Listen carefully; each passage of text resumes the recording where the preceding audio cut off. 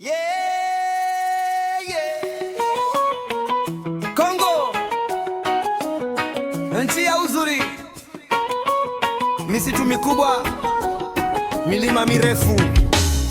Leo safari imebadilika, twende tukawaone magorila. Yeah man, Kongo.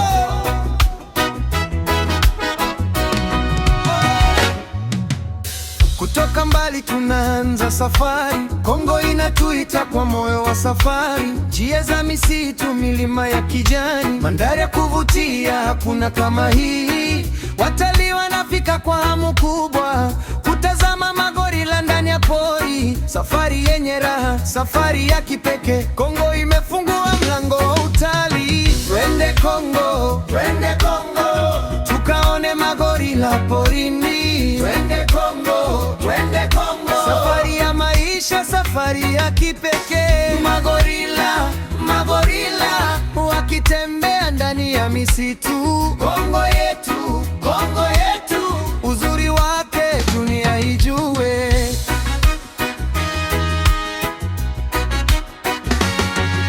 Sasa kuna njia mpya ya safari, watalii wakisafirishwa kwa urahisi karibu na maeneo ya magorila. Kisha miguu inachukua nafasi, unaingia msituni kwa utulivu.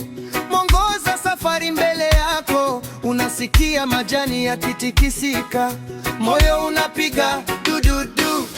Mbele yako yupo Silverback, mfalme wa msitu, amekaa kimya, anaangalia bila hofu. Hii ni dunia yake, si yetu. Twende Kongo, twende Kongo, tukaone magorila porini. Twende Kongo, twende Kongo, safari ya maisha, safari ya kipekee. Magorila, magorila, tuwalinde kwa nguvu zote.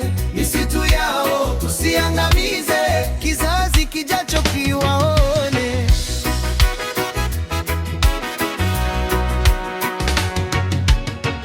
Utalii ukija kwa heshima, jamii zinapata nafasi, waongoza safari wanapata kazi, na mazingira napata ulinzi. Lakini tukumbuke rafiki yangu, magorila si wanyama wa kuchezea. Tuwape nafasi, tuwaheshimu, tuwe wageni ndani ya nyumba yao. One love, one Africa. Kongo, simama juu. Misitu yako ni hazina, magorila yako ni fahari. Tuchunge misitu, tuchunge wanyama, tuchunge urithi wa Afrika kwa watoto wa kesho.